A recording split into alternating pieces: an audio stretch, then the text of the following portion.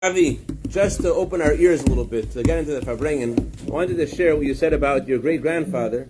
Your great-grandfather told him, back in Bukhara, in Samarkand, there were back in Samarkand, a little bit north of Iran, right? A little bit east of Manhattan. There were these. His great-grandfather said that his father would approach the water, the river, and the water would rise for him. Right? I said it correctly? So we're not talking. He saw it himself. His great-grandfather saw the water rise. Just like it says in the Torah about Jacob, about Yaakov, that when Yaakov approached the well, the water rose. This is the way it happened. Why am I mentioning this story? I wanted to open our ears a little bit to where we're going tonight. It's possible to live a very full life.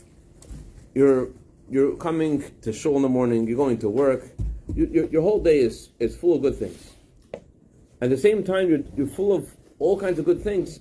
At the same time, it's possible you feel like you're missing an inner bond with what you're doing. Like, let's say a couple, they're married, they don't feel close to each other. Parents, this is their child, but they're missing an inner connection. And same is also in our service of Hashem. You're showing up, you're doing the right thing, but there's something missing. You're not really connected.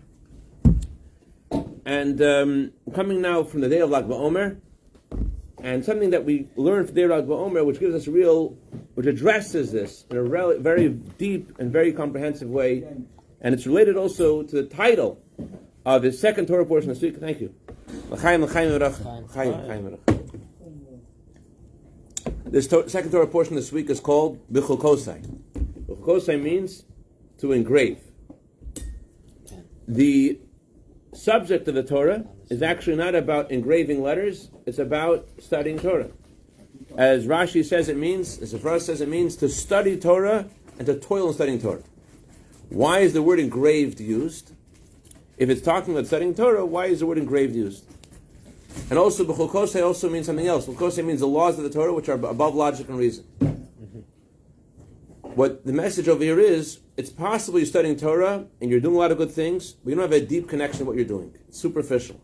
The Alter Rebbe says to live with the times. The special power Hashem gives us this week is B'chukosai should be engraved within us. And how do we get engraved within us? We got to go deeper. We got to go to the part that's beyond logic, beyond reason. There are reasons we study Torah. There are valid reasons and important reasons. But if we want to get to the inner connection, you have to go beyond the logical. Let's go back to Lag BaOmer for a second. Not just back, the light of Lag BaOmer continues to shine, especially this week. Rabbi Shimon said, I could cause the whole world to be exempt from judgment.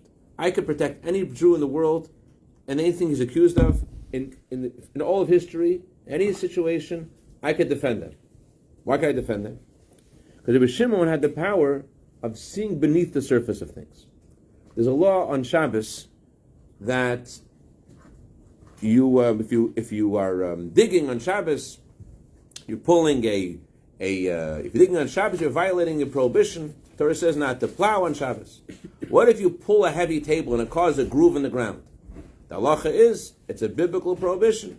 It's going to cause a groove. It's a problem. Rabbi Shimon says it depends. What are you thinking about? Is your goal to dig a hole? It's a problem. Is your goal just to pull the table? It's not a problem. Rabbi Shimon, the word Shimon means lishmoa, to listen. There are things we take on the surface. The of Shimon means what's really going on, to listen deeper. So Rabbi Shimon, in every law in the Torah, he always takes the route of the deeper understanding. The Torah says that you can't work on Shabbos. Are you working? It goes by your thoughts. What are you trying to do? And so too, throughout the Talmud, every chapter of the Talmud, you have Rabbi Shimon, every chapter. In every discussion, he always goes to the deeper meaning of things. And so too, when he talks about Jews, his approach to Jews, approach to Torah is, what is a Jew? Rabbi Shimon looks at the Jew on a deeper level. There's a halacha, there's a law, if a woman is supposed to give, a husband is supposed to give his wife a bill of divorce. He doesn't want to give the divorce. What do? We don't do this nowadays. At least we don't, the Jewish court was able to coerce him, to beat him up, to hit him until he says, okay, I'll do it. And the question is, why is that kosher? If the divorce is only if the authenticity of the divorce is hinged upon his sincerity and wanting to get the divorce. He doesn't want to get the divorce. He's only saying because he doesn't want to get beaten up. Why does he need to say, he says it, now it's kosher? So the Maimonides explains it. It's deeper. Every Jew wants to do the will of Hashem.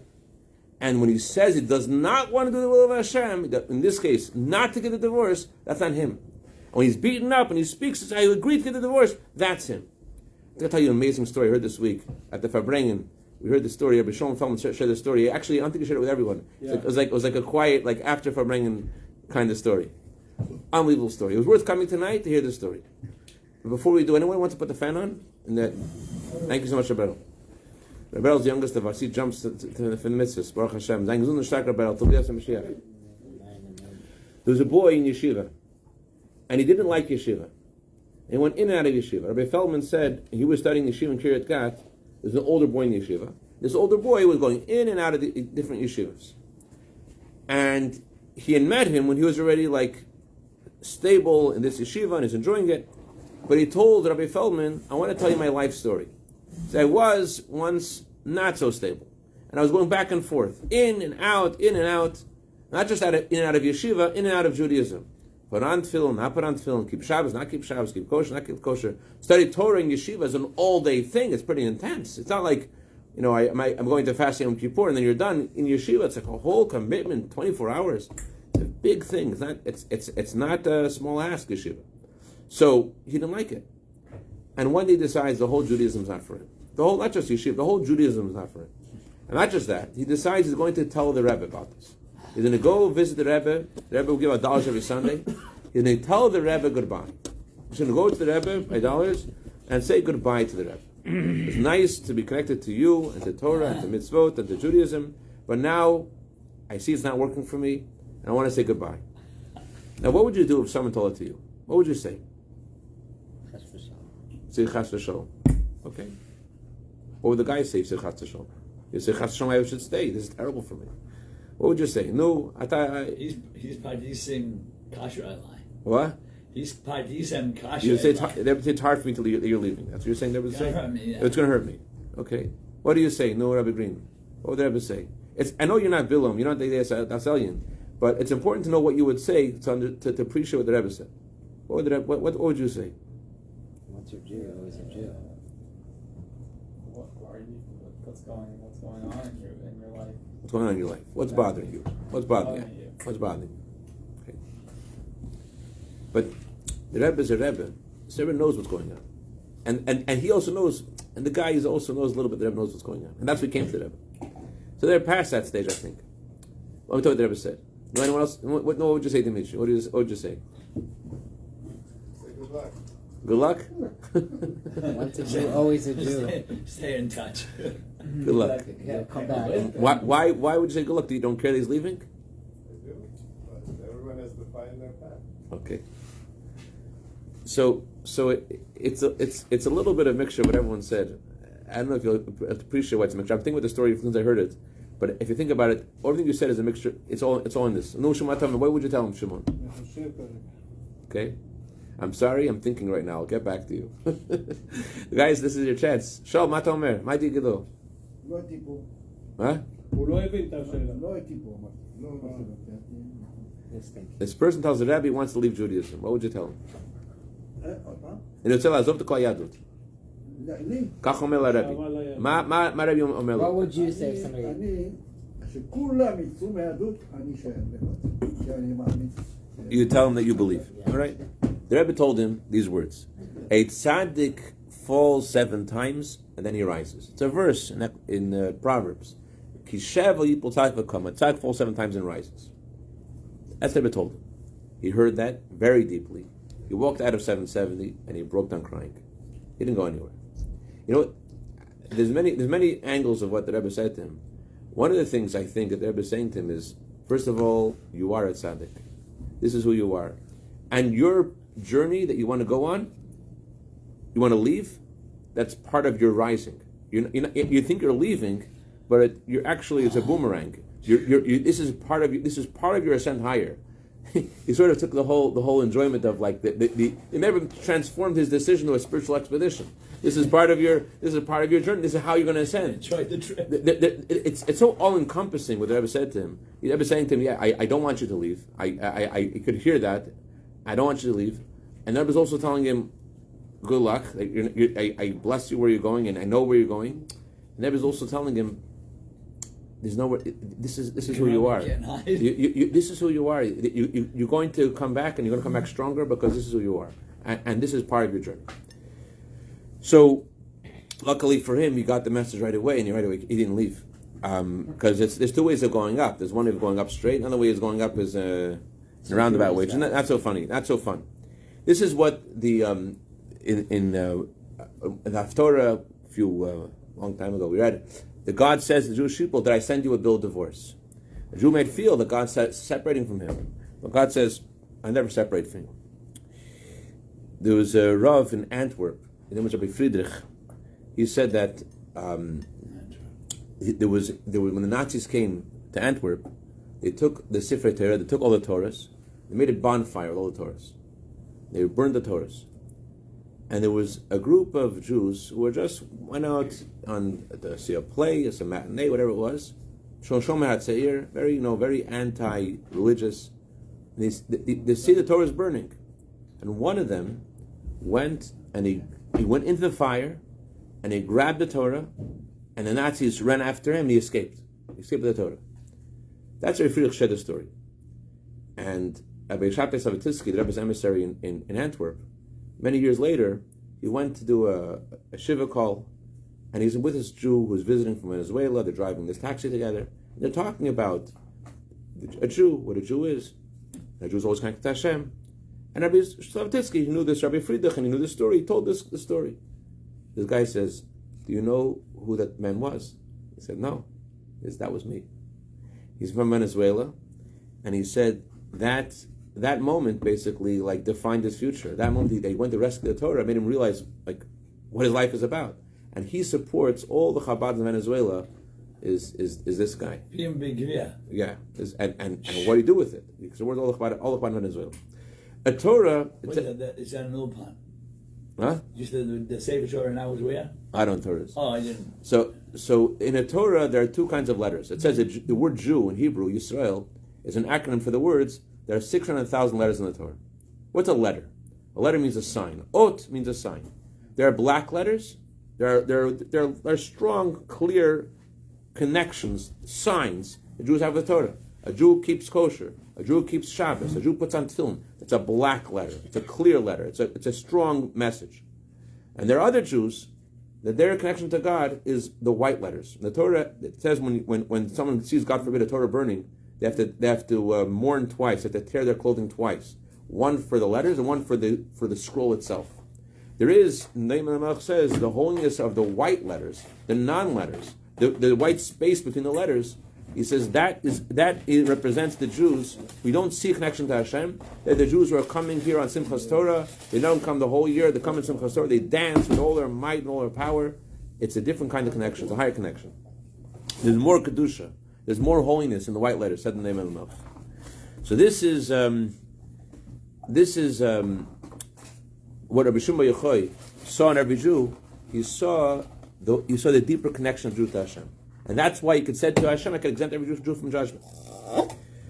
So, to understand this a little bit better, let's say l'chaim first. L'chaim v'racha. The story is shared by the Fabrengen, and although Mandy was listening very intently, hopefully you'll forgive me for repeating it again, because it's a story you have to hear more than once. L'chaim v'racha. To understand this, let's go to a famous story of Rabbi Shimon. There was a couple married for 10 years, and halacha doesn't mandate this today, but at that time halacha mandated in certain situations, married for 10 years, to get divorced and try to have children with someone else. The couple goes to Rabbi Shimon Yochai. Tell Rabbi Shimon Yochai, we're married for 10 years, what should we do? Rabbi Shimon Yochai said to them, you should get divorced. But when you get divorced, just like when you got married, you made a party, you should make a party when you get divorced. You have food and drink and a whole festive meal. The same kind of a wedding meal, there should be a divorce meal. The couple listened to Rabbi Shimon, This is what the rabbi says. This is what they got to do. Extra simcha. They made an extra simcha on their divorce, make a big joy and big celebration, a lot of food, a lot of alcohol. And at one point, the husband is so drunk, when wine comes in, secrets come out, he says to his wife, anything you want to take from here to your father's house when we get divorced, anything at all, the most precious thing you could take. And then he falls asleep. She tells her servants, take my husband and bring him to my father's house. He awakens the next morning. What am I doing here? He said, you are the most precious thing that I have in this house. I'm taking you. I want to take you. So that's what she wants to take. So she get divorced, but she took him home. What do you do? So they went back to Rabbi Shimon. Rabbi Shimon said, don't get divorced. I'm going to pray for you and you'll have a child. He prayed for them and they had a child. The question is, why did he pray for them at first? They came to have this problem. If he's able to pray for them, able to give them a blessing, why not just pray for them immediately? Why tell them to go this whole thing, get divorced? The answer is this. Sometimes you get into a situation where you can hear the best advice in the world, but it won't help you. Because in order for advice is sort of like rain. And rain works when there's fertile soil, when there's a seed planted. But if the land is hard and there's no way to enter, then all the water in the world will not cause the seed to grow, because it's not penetrating, it's not getting in. So Reb Shimon Yochai, by telling them to get divorced, sometimes you're missing something. You realize what you have. There's a beautiful Jewish Yiddish song. You know the song? A Jewish mother. Lady, my brother probably knows. One of the most famous Yiddish compositions is called "The Jewish Mother," and the composer says whoever lost their mother, God forbid, knows the Jewish mother is. Anyways, so when you're missing something, then you know what it is. So when they're getting divorced, they all of a sudden start realizing what they had, and especially because they were happiness breaks boundaries, and we had a little l'chaim. It opened up his heart, and so then that's why he said, Rabbi Shimon Yochai wanted them to go back to their original connection to each other. He wanted them to realize what brought them together in the first place. He wanted them to go back to their courtship, to their positive things that they hadn't thought about for decades. He wanted to bring them to a deeper place, the place that their marriage is not just about their children, their marriage is about each other. And because they were getting divorced, because they were losing each other, and because they said a little l'chaim, and because of such happiness, what did he say? He says, I'll give you anything. What did she say? She said, I don't want anything other than you. There was a couple by Fabrengen, and they heard this story. They came home from this Fabrengen. And the couple had a son who disappointed them. At first, their son didn't behave the way they wanted him to. At first, they had pain. Their pain led them to feel disappointment. Their disappointment led them to feel estrangement from their son and distant. And they came home from this upbringing. And hearing this story, the wife says to her husband, what are we doing here? This is our son. What are we doing? What are we doing? We're leaving our son? He's our son. They realized that they were kept on nudging their son to put on tefillin, to keep Shabbos, to keep kosher, to give them nachas, do something that will give them nachas.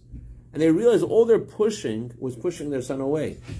And because they were using their son as a tool to give them pleasure, to give them pride. Their son wasn't about the connection. Their son wasn't about their son. The connection their son was about them. That they should have something to show. Oh, well, my son gives me this. Someone gives me that. I'm happy. I'm proud. But the moment the wife calls up the son, and she says, she can't even talk. She's just crying. She says, I just wanted to hear from you. I just wanted to welcome you. And the son recognized a while, right? They were sincere, and so he came back eventually. But the point isn't that he came back. The point is what happened in them. What happened in the parents was that they let go of their previous connection to their son as just being a tool to get them nachas. They were able to connect with him as their son. And this is also true in regards to connection to Hashem. Sometimes you give tzedakah, and it says in the Gemara, you give tzedakah is because you want your son to live. You want God to give you something. You want to get something out of it. It's transactional. You daven, you want to get something. You learn Torah, you want to get something. You want to know what's God going to give me. I'll say, someone asked me this morning, Rabbi, how many chapters of Psalms do I have to say in order for something good to happen? I don't want to lose out. If someone could tell me, I would say it. I say it 3 times, the whole thing. If I know what when I said the right amount to get it, I would say it. I would say it all day. But give me the number, Rabbi. What's the number? In Kabbalah, parents are considered wisdom, understanding. Children are our emotions, our attitudes, our character. Someone texts, you text somebody, they don't respond to your text. One person thinks, why didn't they respond to my text? They don't like me anymore, they don't have anything to do with me. Another person responds, they're probably busy. Why do we respond? Why is our response and our response different? It has to do with our past. If you look at yourself and you look at yourself as inferior or whatever, low self-esteem, so right away, someone not answering you, you say it's because they don't like me anymore. But if you look at yourself and you feel that you feel good about yourself, just because they didn't respond, you'll think it's okay. It has to do with our past. Sometimes also with Hashem. You turn to Hashem because you want to get something from Hashem.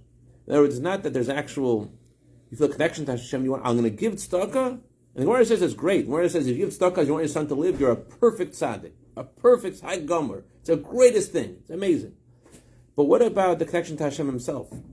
Sometimes we don't have children. What do we do? We don't have children. We think and we know, we understand. We don't have children. Children means emotions. The Alter Rebbe says this story of Rabbi Shimon Yochai is also the story of a soul coming to God. Rabbi Shimon Yochai, the tzaddik, represents Hashem, and the couple represents a human being, a Jew. And he comes to God and he says to God, I don't have children. I don't have any feelings for you. I don't have any feelings. I don't have any children. Children means emotions. I don't have any love for you. I don't have any reverence for you. I do this because it's transactional. I want you to give me stuff. I do this because I want to get stuff. I don't like that though. That's what I'm doing, but I don't like that. What should I do, Hashem? I don't like that. Now you have to pause for a second and you have to ask yourself, where is that voice coming from? Why don't you like it that your connection to Hashem is transactional? Why are you bothered by that? Think about Lavan. Lavan knows that when Yaakov visits him and he wants to ask for his daughter's hand in marriage, he knows that this man's father was offered 10 camels laden with gold and silver in exchange for his sister's hand in marriage. So he's like, wow, this guy Yaakov, he must be rich too. I want to get something out of this guy. This is great. I'll give him my daughter, and what will he give me?